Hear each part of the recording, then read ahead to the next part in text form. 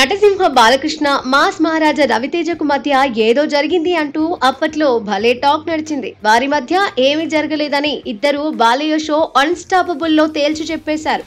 అయితే ఒకప్పుడు బాలయ్య సినిమాలతో రవితేజ చిత్రాలు పోటీగా రిలీజ్ అయి అందరిలోనూ ఆసక్తి కలిగించాయి.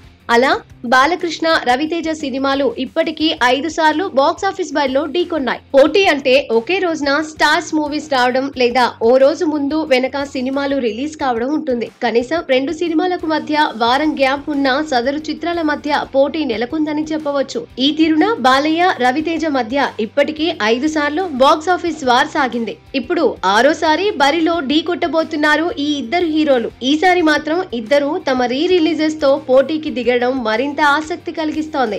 బాలకృష్ణ హీరోగా రూపొందిన ఆదిత్య 369 1991లో విడుదలై సినీ ఫ్యాన్స్ ను విశేషంగా అలరించింది. ఈ చిత్రం ఏప్రిల్ 4న రీ రిలీజ్ అవుతోంది.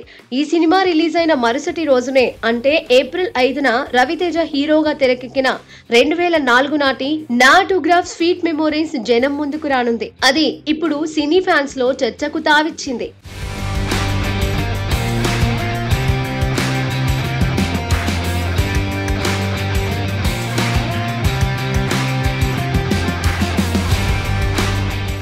బాలయ్య రవితేజ మధ్య పోటీ 2008లో మొట్టమొదటిసారి చోటు చేసుకుంది. అప్పట్లో జనవరి 11వ తేదీన సంక్రాంతి బరిలో బాలయ్య ఒక్క మొగాడితో పాటే రవితేజ కృష్ణ కూడా దూకింది. ఒక్క మొగాడు అట్టర్ ఫ్లాప్ కాగా కృష్ణ చిత్రం సూపర్ హిట్ గా నిలిచింది. 2009లో బాలయ్య మిత్రుడు సినిమా మే 1న విడుదల కాగా వారం తర్వాత వచ్చిన రవితేజ కిక్ బంపర్ హిట్ అయింది. ఇక 2011 సంక్రాంతి సీజన్ లో జనవరి 12న బాలయ్య పరమవీర చక్ర రిలీజ్ కాగా మరుసటి రోజున రవితేజ మిరపకాయ్ వచ్చింది. కమర్షియల్ గా మిరపకాయ్ సక్సెస్ సాధించింది.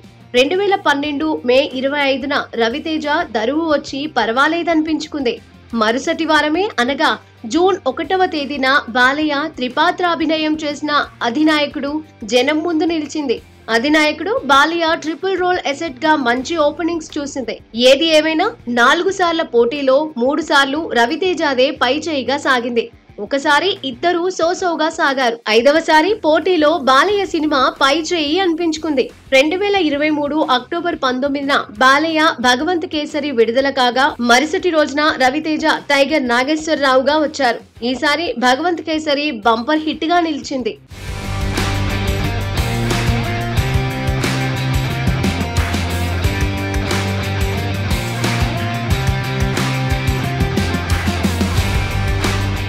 తమ కొత్త చిత్రాలతో 5 సార్లు పోటీపడ్డ బాలయ్య రవితేజ ఈసారి రీ రిలీజెస్ తోనూ ఢీకొనడం విశేషంగా మారింది. బాలకృష్ణ ఆదిత్య 369 సినిమా అప్పట్లో విశేష ఆదరణ చూరగొంది. 1991లో వచ్చిన ఆదిత్య 369 నటునిగా బాలయ్యకు ఎంతో పేరు సంపాదించి పెట్టింది. ఈ సినిమా ఏప్రిల్ 4వ తేదీన మరోమారు జనం ముందుకు వస్తోంది. మరుసటి రోజున Ravi Teja Naa autograph sweet memories విడుదలవుతోంది.